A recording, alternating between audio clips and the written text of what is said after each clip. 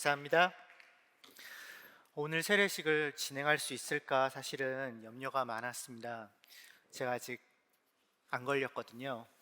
그래서 혹시 이번 주 중에 지난 주 중에 확진이 되면 도대체 이 세례식은 어떻게 진행을 해야 하는가 고민이 많았고, 뭐 사역자들끼리 농담 반 진담 반뭐 홀로그램으로 손을 이렇게 영상으로 내밀면 나오게 하자, 이왕 할 거면 비둘기도 하나 띄우자, 뭐 이런 얘기도 하고 했는데 다행히 아직까지 무사하고요. 또 특별히 우리 4명의 세례자들도 뭐한 분은 중간에 세례교육 중간에 한번 이제 확 지나갔고, 나머지 3분도 이번 주에 무사히 세례식에 참여할 수 있게 돼서 진심으로 기쁘게 생각합니다. 진짜 걱정을 많이 했거든요. 기도도 많이 하고 너무 감사하게 생각합니다.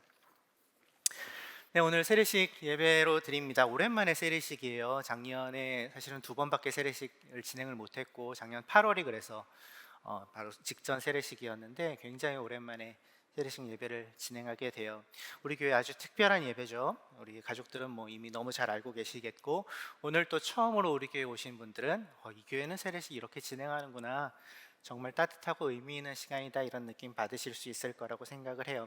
우리 세례식의 특별한 요소 중에 하나는 이제 세례식 예배 때 설교 중에 세례자들의 이야기를 함께 나눈다는 데 있죠. 그래서 오늘 4분이 세례를 받으시게 되는데요. 4명의 형제자매들의 이야기를 통해 우리를 찾아오신 예수님을 다시 한번 발견하게 되는 그러한 시간이 되기를 간절히 소망합니다.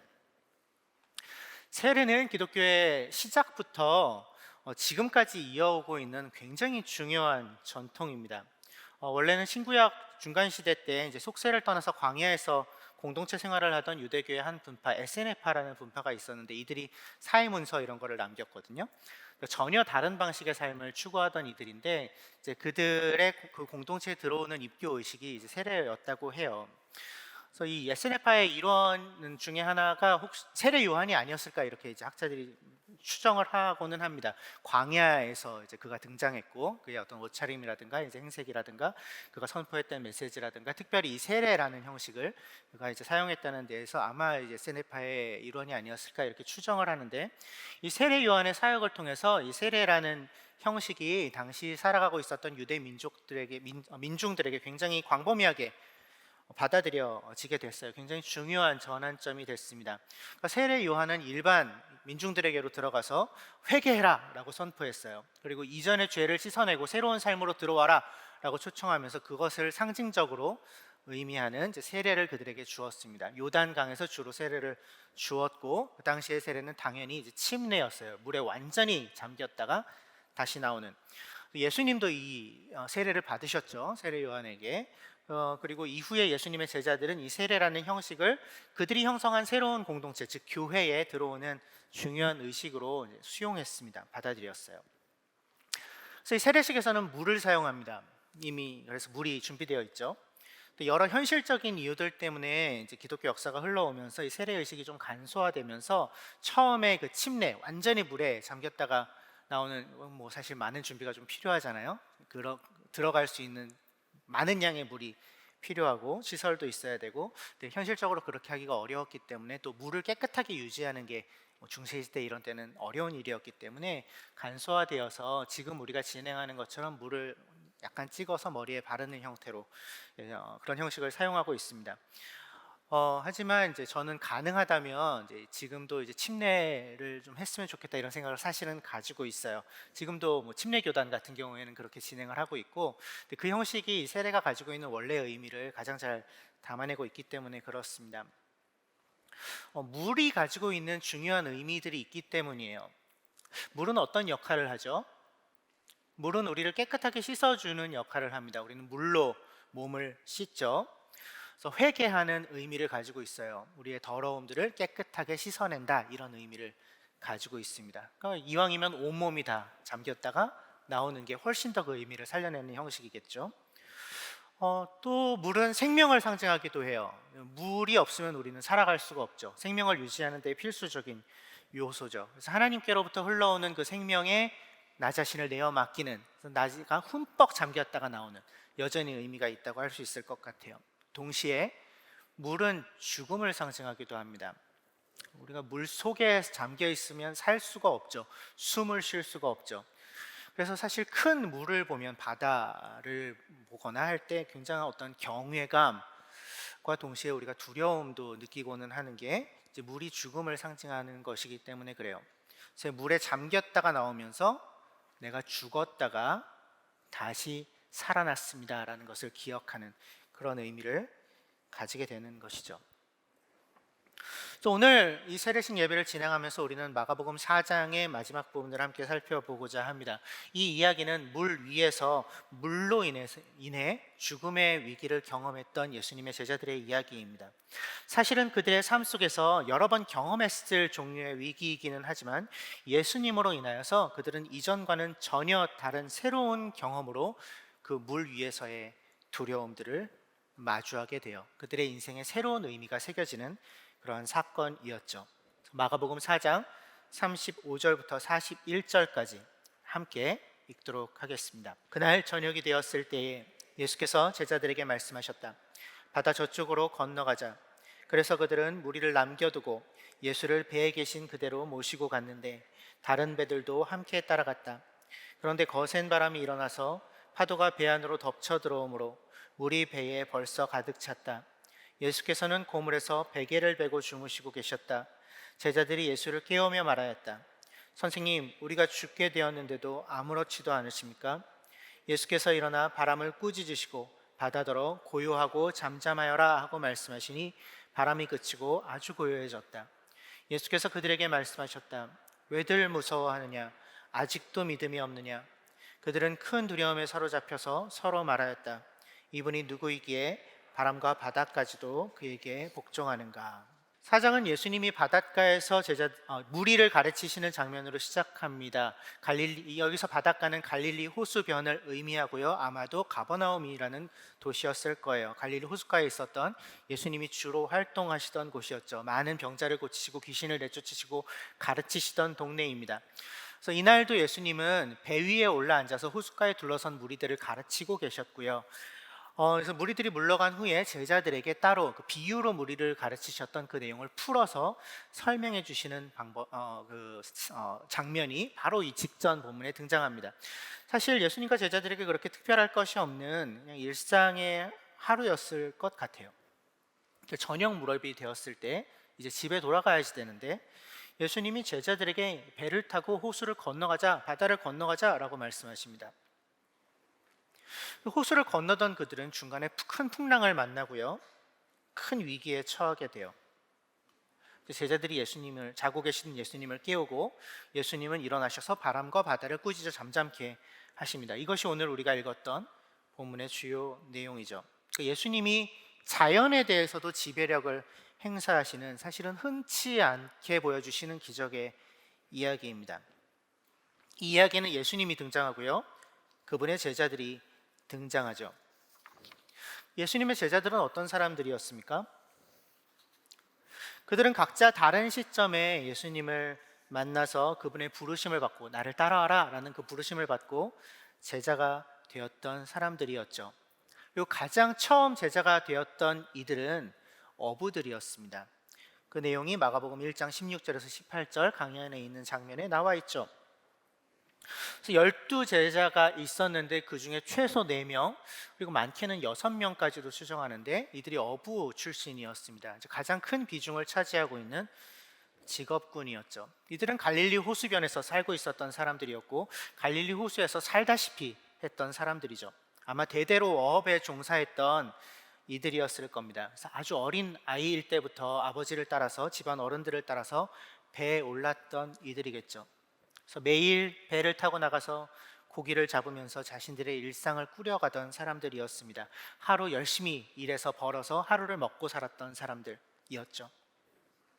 이들의 삶이 터전이 되었던 갈릴리 호수는 굉장히 큰 호수입니다. 둘레가 53km 정도 된다고 하더라고요. 이게 어느 정도 되나 하고 제가 네이버 지도를 켜서 이렇게 53km 정도 이렇게 둘러봤는데, 종로구, 성동구, 광진구, 중랑구, 동대문구, 성북구, 노원구, 도봉구, 강북구를 다 합치면 이 정도 크기가 됩니다.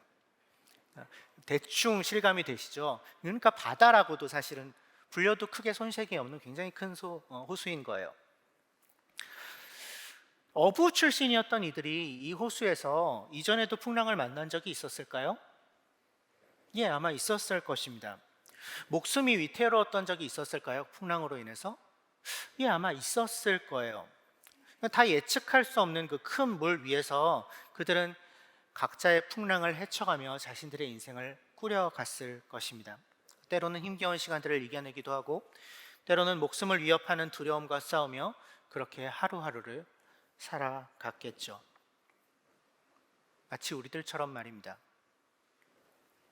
사실 우리의 인생이 그렇지 않습니까? 모두가 망망대해에 배 한 척 띄워놓은 것처럼 그 위태위태한 삶을 살고 있지 않나요? 평온할 때도 있지만 때로 거센 풍랑이 불어오는 것 같은 그런 위기를 우리가 또 경험하기도 하지 않습니까? 내 인생이 때로는 송두리째 뒤집어 엎어져 버릴 것 같은 그런 두려움을 작든 크든 누구나 가지고 살아가고 있지 않나요? 오늘 세례를 받는 네 분도 이렇게 각자의 풍랑을 지나며 인생을 살아왔습니다. 서은영 자매님은요, 상담사예요. 근데 이렇게 얘기해요, 간증문에. 삶의 고난과 고통들이 참 많았고 그 순간들마다 좋은 사람들이 제 삶에 마법같이 나타나줘 저를 구하며 몇 번을 죽었다 살아나는 그런 삶을 살았습니다. 이렇게 고백해요. 자세하게 이야기하지 않지만 몇 번이나 죽었다 살아나는 경험을 했을 정도로 삶의 풍랑이 있었다라는 것이죠. 그래서 가족들이 은영자매에게 굉장히 많은 기대를 좀 걸고 계셨기 때문에 굉장히 버겁기도 하고, 그리고 뭐 외모나 학업에서 뭐 스스로를 이렇게 미워하기도 하고, 그 와중에 이제 공황 증세가 일어나서 그런 것들을 좀 견뎌내기도 하고, 이랬던 인생을, 어려운 인생을 살아오셨습니다. 그래서 대학원 졸업하고 상담사로 일하면서 남들만큼 돈을 벌어보기도 했는데 별로 행복하지 않았다, 이렇게 얘기해요. 이렇게 썼어요. 그 돈으로 5성급 호텔도 가보았고 해외여행도 가보았습니다. 궁핍한 지인을 도와주기도 하고 저소득층을 도와주고 끊임없이 제 삶에 무엇인가를 나누는데도 제 삶은 무언가 점점 더 메말라가고 있음을 느꼈습니다. 마치 저에게는 언제 끝날지 모르는 끝없이 진동하는 어떤 줄 위에 서 있는 느낌이었습니다. 다르게 비유하자면 계속해서 풍랑이 치는 바다 위에 떠 있는 것 같은 그런 느낌. 안정적이지 않고 언제 뒤집힐지 모르는 위태위태한. 근데 그렇게 열심히 살아도 결국 고작 나는 이런 사람일 뿐인데 뭐하러 살까, 그런 생각이 들었습니다. 유지호 자매님은요, 이렇게 쓰셨어요. 간증문의 제일 서두가 이렇게 시작하는데, 예수님을 만나기 이전의 삶은 죽음뿐이었습니다. 마음은 주체할 수 없는 분노와 증오만이 가득했습니다. 어린 시절에 3살 때쯤 부모님과 헤어져서 다른 가정에 입양되어서 자라나셨는데 그 가정에서 너무 고통스러운 시간을 보내셨던 것 같아요. 여러 형태의 학대를 겪었다, 이렇게 이야기하고 계시고, 악몽 같은 시간이었고 영혼의 상처를, 큰 상처를 내는 일들이 계속해서 있었고, 근데 심지어는 그 가정이 교회도 열심히 다니는 가정이었대요. 근데 그 가정 안에서 위탁되어 자라나면서 너무 큰 고통을 겪었던 거죠. 그러다 견디다 못해서 가출을 했고, 2년 넘게 길에서 살다시피 하고, 그러다가 미국으로 건너가서 뭐 거기 산 남자를 만나서 뭐 꿈 같은 사랑도 해봤는데 결국 헤어지기도 하고, 너무 힘든 시간을 지나왔습니다. 이렇게 쓰셨어요. 제 삶엔 하나님도 저도 없었습니다. 하나님이 없으셨다는 건 이해가 되는데 하나님도 저도 없었습니다.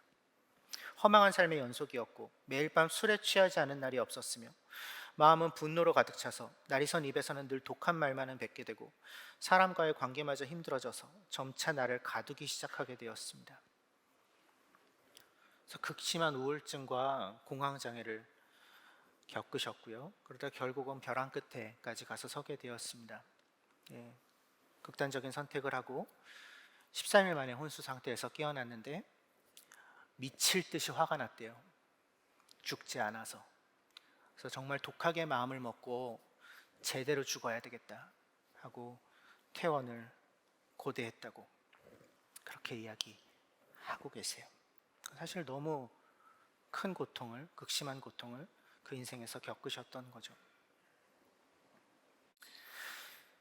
2부에 세례받는 김재호 형제 같은 경우는 이렇게 썼어요. 내가 추구하는 삶은 돈과 쾌락이 가득한 삶이었다. 그러니까 교회에 오기 전에 딱히 내가 사는 이유에 대해 깊게 생각해 본 적이 없고 재미있는 삶, 남들에게 인정받는 사람이 되기 위해 살아가고 있었다. 그러니까 마음속에 공허함이 가끔 느껴질 때는 사람으로 채우거나 게임으로 채우고 재미있는 매체들로 채우면서 살았다. 그러니까 중학교 때부터 밴드부 보컬로 활동하면서 뭐 상도 받고 그랬기 때문에 나는 음악을 하면 되겠다 해서 공부를 안 했대요. 공부하기 싫기도 했고 그래서 보컬 전공으로 실용음악과 입시를 치렀는데 뭐 굉장히 뭔가 목적의식을 가지고 열심히 했던 게 아니고 그냥 공부하기 싫어서 도피했던 거기 때문에 결과가 별로 좋지 않았던 것 같아요. 네, 그래서 그런지 크게 아쉽지도 않았다 이렇게 쓰고 있어요. 그러니까 그냥 흘러가는 대로 사는 인생이죠. 그냥 둥둥 떠가는 대로 물결 따라 바람 따라. 근데 사실은 길을 잃어버린 거죠. 뭘 하고 살아야 되는지에 대한 답이 없는 채로 그냥 살고 있는 거죠. 많은 젊은이들이 이런 같은 고민을 하면서 삽니다. 내일 뭐 하지? 뭐 이렇게 되뇌이면서. 김소정 자매님은요, 지적 장애를 가지고 계세요. 사실은 이런 지적 장애를 가지고 계신 분께 세례를 베푸는 게 아마 처음이지 않나 싶어요. 뭐 자세한 얘기를 많이 하지는 않았지만 사실 장애인으로서 우리의 사회에서 살아간다는 것 자체가 쉽지 않은 일이라는 건 우리가 모두 잘 알고 있지 않습니까? 한국 사회가 장애를 가진 이들에게 그렇게 우호적이지 않습니다. 장애가 벼슬이냐 뭐 이런 얘기까지 난무하는, 배려하기보다는 오히려 그들을 손가락질하는 일이 그냥 번연히 일어나는 것이 우리의 사회죠. 그래서 뭐 학교에서 왕따를 당하기도 했던 것 같아요. 학교에서 친구들 많이 만날 수 있었던 건 좋았지만 왕따 당했을 땐 힘들었다고 이렇게 이야기를 하셨어요. 그리고 2년 전에는 어머니가 돌아가시기도 하고요. 그러니까 소정자매도 굉장히 어려움이 많은 큰 풍랑 같은 일들이 지나가는 그런 인생을 살아오셨습니다. 사실은 우리 모두처럼, 그리고 바다 위에서 그들의 삶을 살았던 예수님의 제자들처럼 말입니다. 그렇게 바다 위에서 위태로운 삶을 살아가던 이들에게, 그 제자들에게 예수님이 다가오셔서 나를 따라와라 라고 부르신 거죠. 아마 예수님이 이들을 부르시기 전에 이들은 예수님을 어느 정도 알고 있었을 가능성이 높습니다. 예수님 유명한 사람이었으니까요. 기적을 일으키시는 분, 누구보다 권위 있게 하나님의 말씀을 가르치시는 분으로 그 지역에 잘 알려지신 분이었죠. 그 예수님이 그들을 찾아와서 나를 따라와라 라고 청하셨을 때 그들은 자신들의 생업을 내려놓고 그분을 따르기 시작합니다. 예수님을 잘 알고 있기 때문에 그분을 따랐던 것은 아닙니다. 예수님에 대해서 굉장히 제한적인 지식밖에는 가지지 않았지만 그런 채로 그냥 막연한 기대를 가지고 그분을 따랐던 것 같아요. 어쩌면 내 인생에 이것이 일생일대의 기회가 될지도 몰라. 이분이 이스라엘의 왕이 되실지도 모르잖아. 그러면 나도 한 자리 할 수 있을지 몰라. 이렇게 위태위태한 인생이 아니라 조금 더 기반을 가지고 조금 더 떵떵거리며 사는 삶으로 들어가게 되는 입구일지도 몰라. 이분이 나를 부르시니 이제 이분을 따라가야 되겠다. 풍랑에 일어나고 있는 그 바다 위에 떠 있는 배 한 척처럼 위태위태한 삶을 살고 있던 이들에게 아마 예수님의 부르심은 한 줄기 빛처럼 다가왔을 것입니다. 우리 중에 많은 사람들도 사실은 예수님을 이렇게 만나고 이렇게 예수님을 따르고는 합니다. 그분에 대해서 사실은 잘 알지 못한 채 말이죠. 하지만 그래도 뭔가 있지 않을까 하는 기대를 가지고 예수님을 따르기 시작하고는 합니다. 우리 세례자분들도 마찬가지였죠. 김재호 형제는 그렇게 이제 입시에 실패하고 이제 서울로 올라왔는데 서울에 올라와서 만난 작은 아버지가 교회 한번 가볼래 이렇게 얘기하셨대요. 근데 이제 딱히 반응하지 않았다고요. 그러니까 다시 얘기하지 않으셨대요. 다시 교회 가자는 얘기를 안 하셨대요. 그랬더니 오히려 오기가 생겨서 왜 또 얘기 안 해? 뭐 이런 마음이었나 봐요. 이게 뭐지 싶어서 이제 교회에 나가기 시작했대요. 그게 나들목 교회예요. 어렸을 때 선생님 손에 끌려서 이제 몇 번 이제 교회라는 곳에 가본 적은 있는데 이 교회는 조금 달랐다, 분위기가 달랐다, 다양한 사람들을 또 만날 수 있어서 좋았다 이런 얘기를 해요. 청년부도 나가기 시작하고 굉장히 좋은 사람들을 많이 만났다고 이제 그러다가 이제 군대에 갔습니다. 서은영 자매님은요, 그 메말라가는 어떤 느낌, 그 줄타기를 하는 것 같은 열심히 살아서 뭐 하나 나는 이런 사람일 뿐인데 뭐 이런 생각을 하면서 살아가던 중에 한 7년 전쯤에 이제 외삼촌을 따라서 또 교회에 나오게 됩니다. 근데 이제 은영 자매의 외삼촌은 재호 형제의 작은 아버지와 같은 분이에요. 우리가 잘 아는 분입니다. 김현일 목사님이십니다. 둘이 사촌지간이죠. 고종사촌, 외사촌지간인 거죠. 김소정 자매는 이제 장애인 센터에서 이런 장애인 일자리들을 연결해 주잖아요. 이제 센터에서 이제 우리 나들목 가족 도서관으로 연결해 줬어요. 그래서 가족 도서관에서 이제 일하게 됐습니다. 근데 일하면서 아무도 교회 한번 가보자는 얘기를 안 했대요. 네, 왜 그러셨을까요? 근데 주일에도 일요일에도 이제 일요일에 오후에 도서관이 여니까 이제 일찍 와서 김수정이 굉장히 일찍 다니거든요. 일찍 와서 이제 도서관 일 하려고 왔는데 도서관이 안 열고 애들이 잔뜩 모여가지고 뭘 하고 있더래요. 초등부 애들이. 그러니까 초등부 예배를 도서관에서 드렸던 거죠. 그래서 예배가 있어서 아이들과 같이 예배를 드리기 시작했대요. 근데 그게 좋았던 것 같아요. 그러다가 이제 교사 중에 한 분이 저기 대강당 가면은 어른들 예배도 있다고 얘기해줘서 우리 예배 나오기 시작했습니다. 환대목양 사역하시는 오늘 광고하신 서영석 목사님이 이제 다가와서 환대도 해주고 사람들도 연결해주고 이렇게 친절하게 대해주셨던 것 같아요. 그렇게 이제 시작됐어요. 유지호 자매님은 이제 미국에 있을 때 그곳에서 대학부 담당 사역자로 이제 김영국 목사님을 처음 만났어요. 근데 그때 사실은 교회를 다니기는 했지만 하나님이 어떤 분이신지는 잘 모르셨던 것 같아요. 그리고 나서 이제 고통스러운 시간을 겪으면서 수년 동안 하나님과 상관없이 이렇게 지냈는데, 근데 인생의 가장 캄캄했던 그 시간, 그러니까 극단적인 선택을 하고 13일 만에 깨어나서 다시 죽어야지, 제대로 준비해서 죽어야지 하던 그때 문득 김영우 목사님이 생각났다고.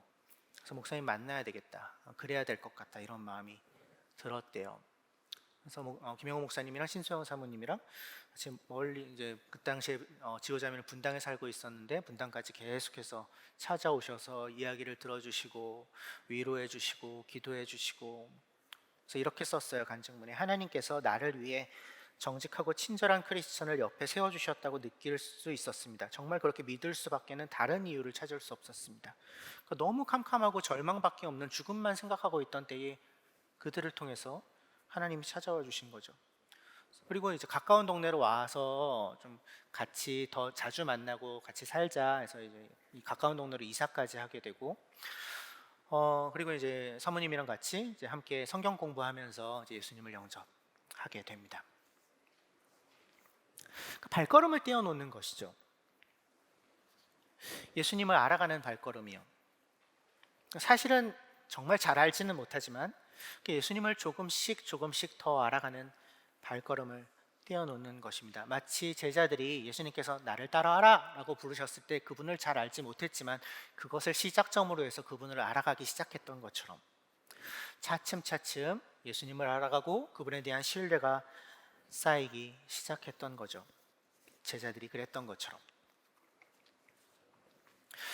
그렇게 예수님에 대한 신뢰를 쌓아가며 그분을 알아가던 제자들에게 예수님이 말씀하신 것입니다. 바다 저쪽으로 건너가자라고. 상상해보죠. 이날 이 밤에 갈릴리 호수에 풍랑이 일 것 같다라는 생각을 어부 출신이었던 제자들이 했을까요? 안 했을까요? 했겠죠. 당연히. 평생을 그 호수에서 살던 사람들인데 몰랐을 리가 없죠.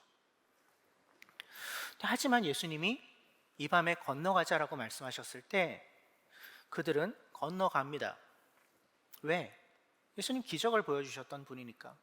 그들에게 하나님 나라의 비밀을 가르치셨던 위대한 선생이신 분이시니까 그분이 호수를 건너가자고 하시니 아이, 괜찮겠지. 이분이 함께 하시니까 설마 별일 있겠어? 아마 이런 기대를 가지고 배를 띄웠을지도 모르겠습니다. 하지만 그들의 이런 기대는 처참히 무너지죠. 얼마 지나지 않아 무서운 풍랑이 그들을 덮쳐 왔습니다. 거센 바람이 일어나 파도가 배 안으로 들이쳐서 물이 배에 가득 찼다, 이렇게 37절에서 이야기하고 있어요. 상상해 보실 수 있겠습니까? 이들이 이 풍랑에 어떻게 대처했을까요? 예수님을 깨우기 전에 자신들이 할 수 있는 최선을 다해서 이 위기를 극복하려고 했을 것입니다. 그들 중에 뱃사람만 여럿인데 그들이 만난 풍랑이 한두 번이었겠어요? 그래서 그들이 할 수 있는 일, 그들의 경험을 살려서 그들의 노하우를 다해서 이 풍랑을 이겨내려고 했을 거예요. 물을 퍼내고 막 돛을 있는 힘껏 붙잡고 막 이랬겠죠. 안간힘을 쓰면서 이 위기를 어떻게든 벗어나 보려고 발버둥 쳤을 것이 분명합니다. 그들에게 익숙했던 방식대로. 하지만 상황이 점점 악화되어 갔죠. 배에 물이 가득 차서 이제 배가 곧 가라앉을 지경이 되었습니다. 이들이 느꼈을 그 공포와 절망을 짐작해 볼 수 있으시겠습니까? 이 난리가 벌어지고 있는데 예수님은 어떻게 하고 계세요? 주무시고 계세요. 제가 이번에 본문을 보면서 다시 좀 발견했는데 굉장히 재밌는 표현이 있어요. 베개를 베고 주무시고 계세요. 그래서 야, 이게 원문에도 있어? 그래서 제가 일부러 헬라어 원문도 찾아봤는데 있어요. 그러니까 그러니까 아시겠죠? 제대로 갖춰서 주무시고 계신 거예요. 아마 지금 같으면 이제 욕 깔고 이불 덮고 안대까지 끼고 이렇게 주무시고 계신 약간 그런 느낌이에요. 졸고 계셨던 것도 아니고 제대로 준비하고 베개 베고 주무시고 계신 것입니다. 이 예수님을 이들이 깨웁니다. 어투에 이들의 마음이 잘 묻어납니다. 매우 이해가 됩니다. 어떻게 얘기합니까? 선생님, 우리가 죽게 되었는데 아무렇지도 않으십니까? 이렇게 얘기합니다. 아니, 어떻게 주무시고 계실 수가 있어요? 우리는 죽게 되었는데. 예수님을 원망하고 탓하는 마음이 가득 담겨 있죠. 어쩌면 그런 마음이지 않았을까요? 풍랑이 일 것 같았지만 당신이 계셔서 그걸 믿으면서 배를 띄웠는데 이게 뭡니까? 왜 이런 일이 우리의 인생 가운데 닥쳐옵니까? 왜 풍랑이 불어옵니까? 우리가 죽게 되었습니다. 아무렇지도 않으십니까? 왜 주무시고 계십니까?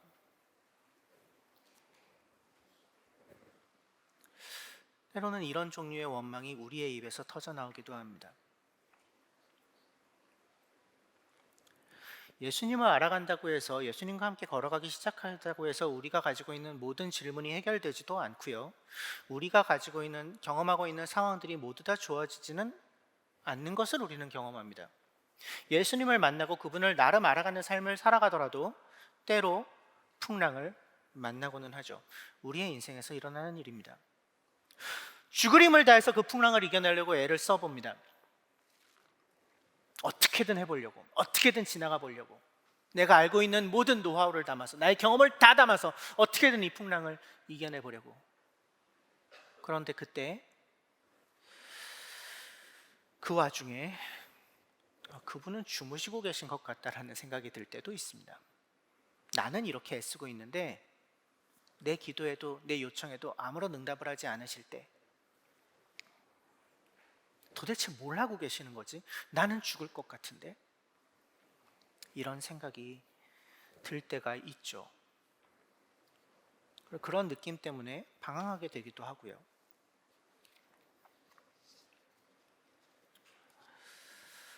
김재호 형제는 이제 군대에서 이제 교회를 이제 또 가게 됐는데 이제 나들목에서 듣던 설교와는 사뭇 달라서 굉장히 힘들었대요. 불쾌하고 불편한 부분이 많았다 그래요.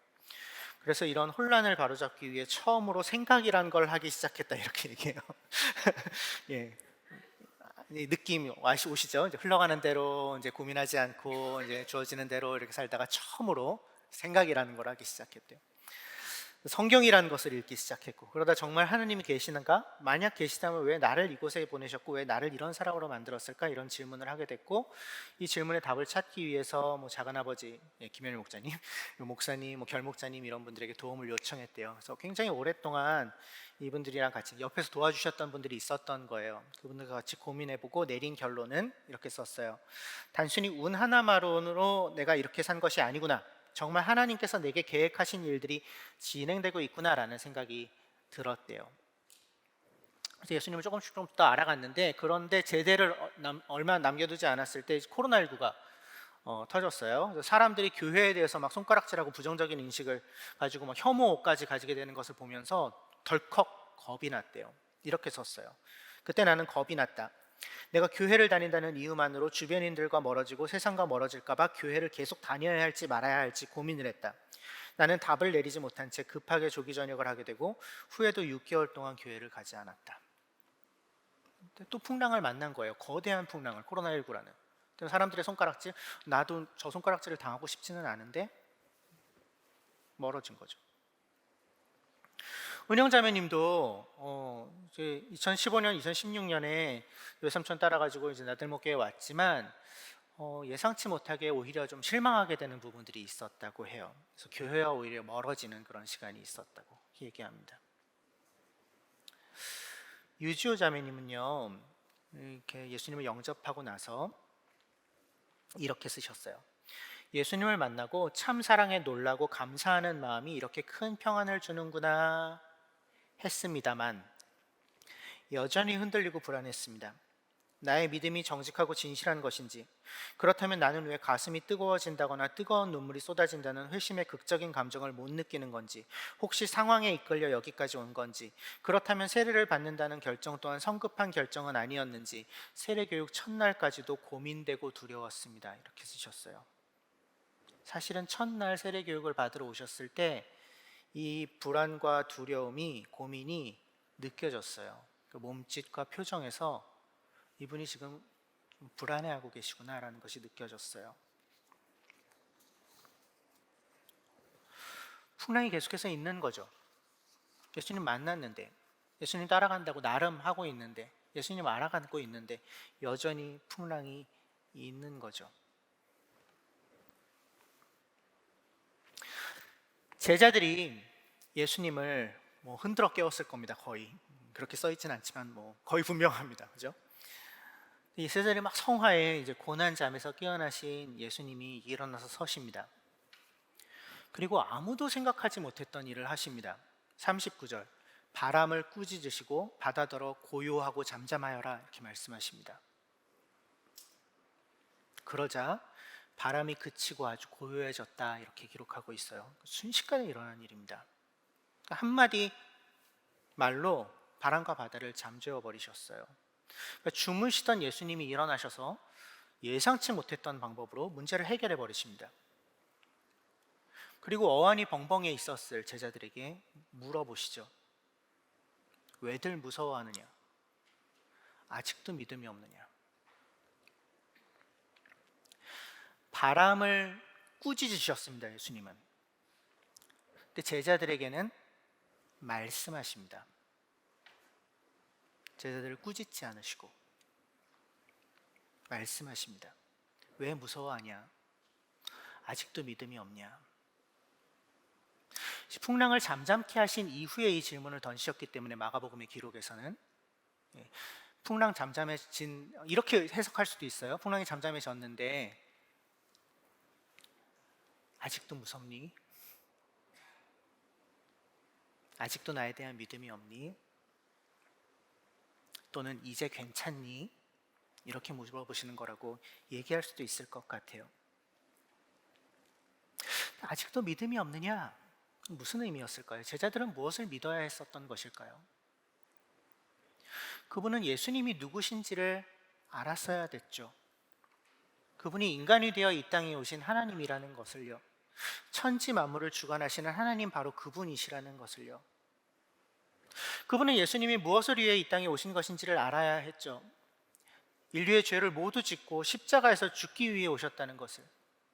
그렇기 때문에 그 십자가 위에 다른 죽음은 그분께 다가올 수가 없다는 것을. 그들은 하나님이 가지고 계신 계획이 무엇인지를 알아야 했죠. 결국 하나님이 예수님을 통해서 모든 사람들의 죄를 해결하고자 하는 계획을 가지고 계셨기 때문에 그 계획은 그 어떤 것도 좌절시킬 수 없다는 것을요, 이것이 그들이 가져야 했던 믿음이었을 텐데 이 시점에 제자들은 이런 것들을 전혀 이해하지 못했습니다. 이해할 수가 없었죠. 그래서 제자들이 서로에게 이야기하는 것입니다. 도대체 이분이 누구이시기에 어떻게 이런 일까지 하실 수가 있나? 바람과 바다까지도 목종시키실 수가 있나? 도대체 이분이 누구시기에, 이분이 도대체 누군가? 결국 예수님께서 풍랑을 잠잠케 하신 이 사건을 통해 제자들은 예수님이 어떤 분이신지를 조금 더 알아가게 됩니다. 이 풍랑이 그들이 예수님을 알아가는 굉장히 중요한 시작점이 된 거죠. 그리고 이날 이후에 이들은 예수님과 함께 다니며 그분의 가르침과 그분의 삶을 통해 전혀 다른 새로운 삶으로 그들을 이끌어 가시는 예수님을 더 깊이 이해하게 됩니다. 그리고 이것은 이 이후에 상당한 시간이 지난 굉장히 많은 과정을 거친 그 다음에 일어난 일들입니다. 우리에게도 그런 시간과 과정이 필요합니다. 세례자들에게도 그런 시간이 있었던 것 같아요. 서은영 자매님은 이렇게 뭐 교회에 왔다가 이제 오히려 멀어지고 뭐 이랬던 그때 그렇게 지내던 중에 이제 친하게 지내던 동료 상담사와 연락을 하는데 나도 모르게 그분 목소리만 들어도 눈물이 나고 일단 만나게 되고 그래서 몇 주 동안 이렇게 그분을 만나면서 풍삼초를 시작하게 된 것 같아요. 그죠? 임성아 자매님인데 우리 교회에 이렇게 썼어요. 너무 존경하고 좋아하는 닮고 싶은 분이자 제2의 엄마 같은 분이다. 이렇게 그러면서 그런데 나이 차이는 별로 안 납니다. 중요 이렇게 써주셨습니다. 그래서 이 풍섬차를 통해서 예수님에 대해서 비로소 제대로 알아가기 시작합니다. 근데 예수님을 알아가면서 예수님에 대한 이야기를 들으며 이전에 자신이 상담사로서 무수한 그 상담을 해서 내담자들에게 나누었던 이야기들이 생각났대요.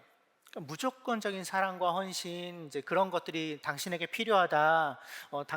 이제 이런 얘기를 했던 게, 근데 사실은 그게 은영자매가 자신에게도 해주고 싶었던 이야기였을 텐데, 예수님이란 분을 알아가면서, 그런데 그 사랑과 헌신이 예수님이라는 이름으로 이미 존재하고 계셨구나. 그걸 여태까지 몰랐구나. 이렇게 썼어요. 간증문에. 어떻게 이런 분이 있을 수가 있지? 한도 끝도 없는 희생과 사랑을 주시는 분이 있지? 이제 그 생각에 이어서 내 삶 속에도 그동안 있으셨을까? 그렇다면 어쩌면 내 삶도 그리 최악은 아닐지도 몰라 하는 궁금증과 더 알아가고 싶은 갈급한 마음이 생겼습니다. 그래서 마치 썸남에게 이끌리듯 자꾸 마음의 문이 예수님에게로 향할 때 성화 선생님에게 처음으로 이 다음 단계를 계속해보고 싶다는 생각이 든다라고 말해 봤대요. 그리고 관심이 전혀 없던 CCM을 찾아 듣게 되고 누군가 사주어도 관심 없던 예수님에 관련된 책들이 술술 읽히고 이런 신기한 경험을 하게 되었다고. 그리고 이제는 문득 그 성화쌤을 비롯한 그리고 외삼촌 같은 이제 분들 주변에 있는 그리스도인들 그들이 살고 있다는 그 예수님의 나라가 너무 궁금해졌고 저 또한 그곳에 들어가고 싶다는 생각과 욕심이 들기 시작했다고. 매우 강렬한 느낌으로 그를 만나면 제 삶이 달라질 것임을 느꼈던 것 같다고 이렇게 간증문에 쓰고 계십니다. 사촌 동생인 재호 형제는 그 교회를 안 나가던 6개월의 시간 동안 제대하고 나서 이제 마음에 항상 공허함이 있었대요. 근데 언젠가 목사님이 하셨던 말이 떠올랐다고 해요. 이제 밖에서 겉돌지 말고 들어올 거면 들어오고 아니면 거면 나가라. 이도저도 안 되면 정말 안 하는 일만 못하다. 그러니까 재호 형제를 움직이는 방법은 우리가 좀 알 것 같아요. 그죠? 그래서 그래 가보고 아니면 같이 싶으면 완전히 떠나자 이런 마음으로 작년에 우리 교회에 다시 찾아오기 시작했고 이렇게 써요. 그렇게 다시 나가게 된 교회는 나에게 너무나도 많은 변화를 주었다. 단순히 예배를 드리는 것만으로 끝나는 것이 아니고 기도에 대해서, 찬양에 대해서, 성경 읽기에 대해서, 예수님에 대해서, 공동체에 대해서 그 시간 동안 배우게 되고 그 세상 속에서 크리스찬으로 살아간다는 것이 어떤 것인지를 배우게 되었다. 그러니까 이전과는 전혀 다른 인도하심을 재호 형제가 경험하기 시작했던 것 같아요. 그리고 이제 세례 과정까지 들어오게 된 거죠. 소정자매님은요, 하나님을 믿게 되면서 하나님이 기도하는 것들을 굉장히 많이 들어주셨대요. 그래서 하나님은 내 기도를 들어주시고 내게 좋은 것들을 주시는 분이시구나 이런 믿음이 생겨났다고 해요. 그리고 이제 작년에 세례식을 보면서 나도 세례 받고 싶다. 나도 하나님 더 잘 알고 싶고 특별히 이 사람들과 진짜 가족이 되고 싶다. 이런 마음이 들어서 세례에 참여하게 되었습니다. 유지호 자매님은 그런 어떤 불안함과 두려움과 이런 것들을 가진 채로 세례 교육에 들어왔는데 세례 과정 속에서 하나님이 어떤 한 찬양을 통해서 이렇게 마음을 만지시는 것을 경험하게 돼요. 아주 어릴 적 들었던 것 같은 찬양이 아무 이유 없이 그냥 이틀 동안 계속 맴돌았대요. 시편 23편의 내용을 담은 그런 찬양이었다고 해요. 여호와는 나의 목자시니 내게 부족함이 없으리로다. 그가 나를 푸른 초장으로 쉴만한 물가로 인도하신다라는 내용을 담은 그 찬양이 계속해서 왜인지 모르게 이유 없이 맴돌다가 갑자기 번쩍하면서 하나님이 정말 나에게 이런 분이시네. 라는 게 마음으로 다가오는 그런 경험을 하셨대요. 이렇게 쓰셨어요. 하나님은 저의 아주 예민하고 감성적인 성격에 맞춰서 극적인 체험보다 아주 느리게 천천히 풀밭으로 불러주시고 아주 천천히 물가로 인도하셔서 아주 기분 좋게 차갑지도 뜨겁지도 않은 기분 좋은 물가에 발 담그게 하시는 정말 잔잔한 사랑을 느끼게 해주시는 따뜻한 분이시라는 것을 깨닫게 되었습니다. 한 찬양을 통해서. 과정이죠. 과정입니다. 제자들도 이 사건 이후에 오랜 시간을 걸쳐 예수님을 더 알아가는 그런 과정을 겪었습니다. 하지만 결국 이들은 예수께서 십자가에 달려 돌아가시기 전까지 예수님이 누구신지를 결코 알지 못했어요. 결정적으로 예수님의 죽으심과 부활을 경험하고 나서야, 그제서야 이들은 예수님이 어떤 분이신지를 알게 되었습니다. 그리고 그들이 그렇게 그분의 죽으심과 부활을 지나가며 알게 된 그 예수님은 그 제자들의 인생을 송두리째 바꿔 놓으셨죠. 이들이 이후에 어떤 삶을 살았는지는 우리가 잘 알고 있습니다. 세자들에게도 마찬가지입니다. 예수님을 계속해서 알아가는 이 과정을 시작했고요. 이들의 인생이 막 바뀌어가기 시작했어요. 선영자매님 간증문에 이렇게 쓰셨습니다. 다시 거듭난다는 것은 하나님에게 제 삶의 운전대를 맡기고 나를 맡기고 나답게 살아간다는 의미라는 것을 세례교육을 통해서 배운 것 같습니다. 저는 늘 꼭 부여잡기만 하고 있었던 것 같습니다. 그 운전대를 절대 놓치면 안 된다고, 이걸 놓으면 큰일 난다고 배웠고 죽을 때까지 그렇게 살아야 한다고 생각했습니다. 그 과정에서 삶의 지침도 느끼고 고통으로 느끼고 업무적으로도 번아웃되고 뿐만 아니라 삶도 소진되는 것을 느꼈습니다. 무엇을 해도 재미가 없고 무엇을 해도 의미가 없는 그런 느낌이 들었습니다. 그런데 어쩌면 이미 그 핸들은 처음부터 제 몫이 아니었을 수도 있겠다라는 것을 깨닫게 되었다고. 그래서 이제 지난 주일날 세례자 마지막 인터뷰를 할 때 이렇게 얘기하시더라고요. 하나님은 내가 닮고 싶은 분이라고. 상담사로서 깨어진 가정과 잘못된 양육자들이 끼치는 어떤 해를 굉장히 자주 마주하는데, 내가 발견한 예수님은, 그 하나님은 가장 이상적인 양육자, 가장 참된 부모의 모습으로 나에게 다가오신다고. 이런 분이 계셨는데 내가 그동안 그걸 모르고 살았구나. 그래서 그분이 다스리시는 세상, 그분의 다스림을 받아 살아가는 삶, 그 세계가 탐이 난다.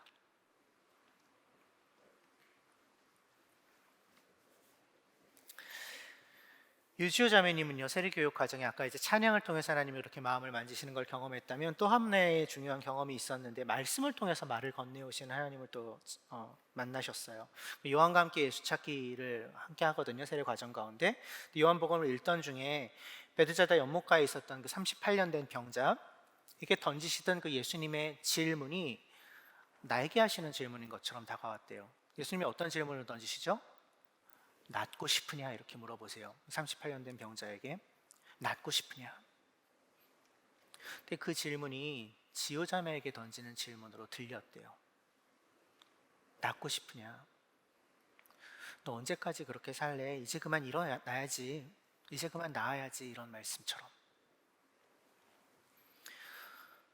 한점에 이렇게 쓰셨어요. 말씀 속에서 병자가 병자라는 정체성을 가지고 희망을 접고 살았던 것처럼, 저 또한 피해자라는 정체성을 가지고 나를 피해자로 규정하며 살았던 것을 깨달았습니다. 내 인생이 이렇게까지 고통스럽게 여겨지고 내가 아픈 것도 모두 남 탓하기에만 바빴고, 회복하고 나아지는 희망을 덮어버리고 잊고 살아왔던 나에게도 그 원인이 있을 수 있다는 것을 처음으로 깨닫게 되었습니다. 내가 피해자였으니 당연히 대상들에게 향한 미움과 원망이 커질 수밖에 없었을 테고, 오랜 세월의 그 미움은 증오와 분노라는 거대한 암덩어리가 되어서 내 삶을 압박했던 것입니다.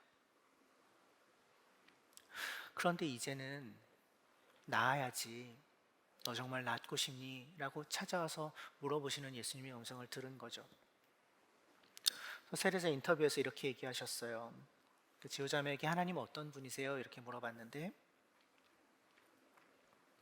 하나님은 저를 살리신 분이시죠.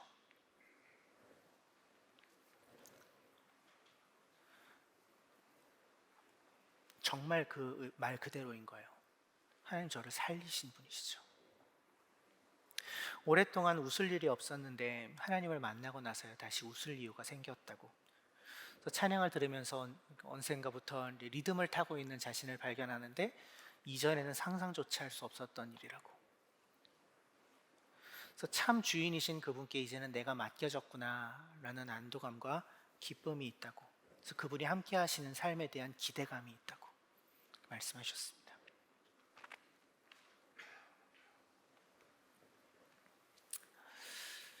재호 형제님은 이제 방향이 잡히기 시작했습니다. 예수님은 내가 남은 삶을 어떻게 살아가야 할지 아낌없이 가르쳐 주시고 나의 조그마한 믿음이 계속해서 성장할 수 있도록 끊임없이 도와주시는 멘토이자 내 삶의 주인이고 나의 아버지시라고 이렇게 고백해요. 그러니까 인생에 분명한 방향이 생겼어요. 이제 바람 부는 대로 물결 치는 대로 흘러가는 것이 아니라 하나님의 인도하심을 분별하고 그 인도를 따라가는 삶으로.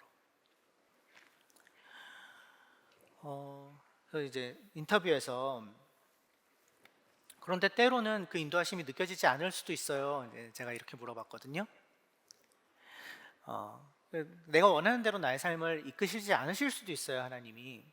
그랬더니 재호 형제가 그렇더라도 하나님이 나에 대한 계획을 가지고 계시다는 것을 믿는데요. 그래서 하나님의 큰 그림 안에 이미 자신의 삶이 있다는 것을 믿는다고 이야기했습니다. 그래서 때로는 내가 원하는 방향은 아닌 방향으로 나를 이끌어 가시더라도 그분이 가지고 계신 그 큰 그림 안에서 여전히 그분의 인도를 나는 받고 있다는 것을 믿기 때문에 여전히 하나님이 나의 주인이십니다라고 이렇게 고백했어요.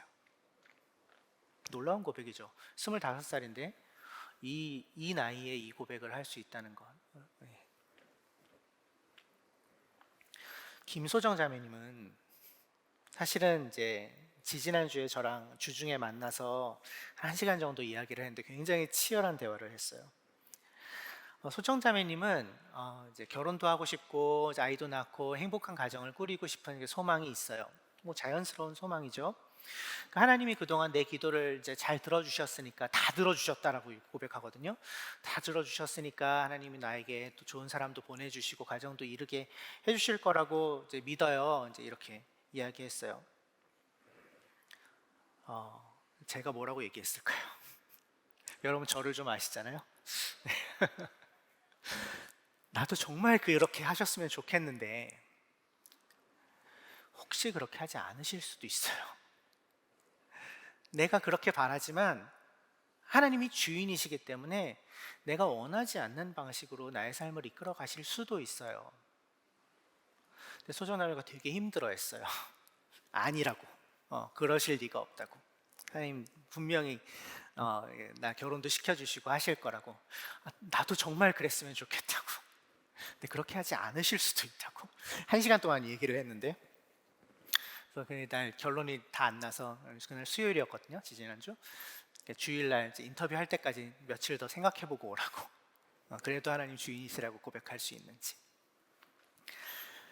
그래서 지난 주일날 인터뷰하는데 하나님이 혹시 소정자매가 원하는 방식으로 기도에 응답하지 않으시거나 원하지 않는 방향으로 삶을 이끌어 가셔도 여전히 그분 주인이실까요? 이렇게 제가 물어봤는데 네! 자신 있게 대답했어요. 그래서 왜요? 어떻게 그럴 수 있죠?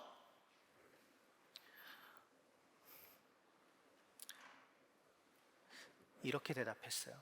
예수님이 내 죄를 없애기 위해 돌아가셨다는 것을 제가 믿으니까요.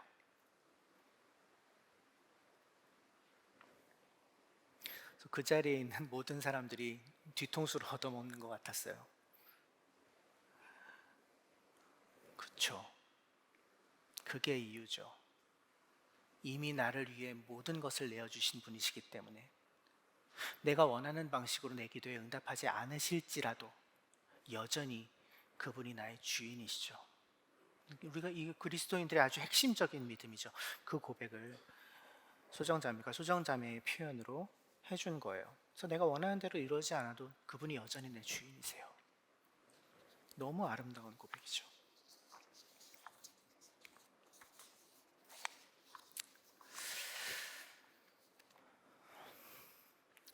오늘 우리가 살펴봤던 이 사건 이후에, 이 풍랑 사건 이후에 제자들은 또 다른 풍랑을 만났을까요? 네. 실제 풍랑을 만나기도 했고, 그들의 인생을 살아가던 중에, 그리스도를 따라가는 삶을 살던 중에 폭풍우 같은 일들을 그들은 많이 겪었을 것이 분명합니다. 그 중에 일부는 우리도 이미 잘 알고 있는 내용들이고요. 그들의 인생에는 또다시 풍랑이 찾아왔지만 예수님과 함께 이 풍랑을 지나왔던 이 사건 이후에 그들이 풍랑을 대하는 마음과 자세는 그 이전에 그들이 풍랑을 대하던 마음의 자세와 사뭇 달랐을 것입니다. 이전에는 극복해야 할 두려움의 대상일 뿐이었다면 그 풍랑이, 그 이후에는 전혀 다른 의미로 다가오지 않았을까요? 어쩌면 그 이후에 풍랑을 만날 때마다 말씀 한마디로 그 풍랑을 잠잠케 하셨던 예수님이 떠오르지 않았을까요? 왜 두려워하느냐? 아직도 믿음이 없느냐? 조곤조곤 말씀하시던 그분의 음성이 다시 한번 귀에 들려오지 않았을까요? 똑같이 두려웠을까요? 아니요, 전혀 달랐을 것입니다. 중요한 것은 지금 나에게 불어오고 있는 그 풍랑 자체가 아니라는 것을 그들은 알게 되었을 것이에요. 중요한 것은 그 풍랑이 아니라 그 풍랑 속에서도 여전히 한결같이 나를 향해 품고 계신 하나님의 뜻이라는 것을 그들은 알게 되었겠죠. 이전 같은 두려움이 아니라 이해할 수 없는 기대감이 그 풍랑 속에서도 그들의 마음 가운데 일어나지 않았을까요? 우리는 이 이야기 속에 나오는 제자들보다 분명히 예수님을 더 잘 알고 있는 사람들입니다. 우리는 예수님을 훨씬 더 많이 알고 있고 훨씬 더 잘 이해하고 있어요. 이들이 이 시점에 아직 경험하지 못했던, 알지 못했던 그리스도의 십자가 죽으심과 부활의 의미를 우리는 압니다. 그분이 결국 죽음조차도 이기셨다는 것을, 그리고 그분을 따르는 이들, 그분과 함께 배에 오른 이들에게까지도 그 죽음을 이기는 특권을 주셨다는 것을 우리는 압니다. 그러한 우리에게도 여전히 풍랑은 불어오나요? 예, 앞으로도 계속해서 불어올 것입니다. 그렇다면 우리는 우리의 인생에 계속해서 불어닥칠 그 풍랑을 어떤 마음으로 맞이할 수 있을까요?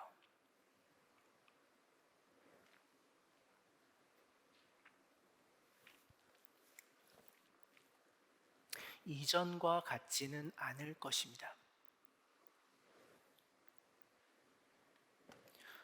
내가 너희와 항상 함께하겠다 약속하신 그분의 약속을 우리는 붙잡고 살아가고 있기 때문입니다. 큰 바다 위에 떠 있는 조각배 같은 위태로워 보이는 인생이더라도 그 배 위에 나 혼자 있는 것이 아니라 주님이 함께 타고 계시다는 것을 우리는 압니다.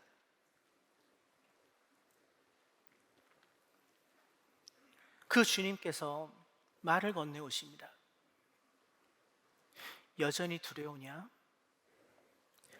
나를 믿어라. 말씀하고 계십니다. 짜증내지 않으시고 지치지도 않으시고 계속해서 우리에게 말을 건네오십니다. 그렇기 때문에, 그 함께 하시는 예수님 때문에 우리는 때로 풍랑을 만나더라도 이전과는 전혀 다른 방식으로 그 풍랑을 헤쳐나갈 수 있습니다. 무슨 일이 생기든 결국 그분이 품고 계신 가장 선하신 뜻이 이루어지고야 말 것입니다. 그래서 더 이상 두려워하지 않을 수 있습니다. 그분을 믿으며 풍랑을 지나갈 수 있습니다. 이것이 우리 모두의 선명한 고백이 되기를 간절히 소망합니다.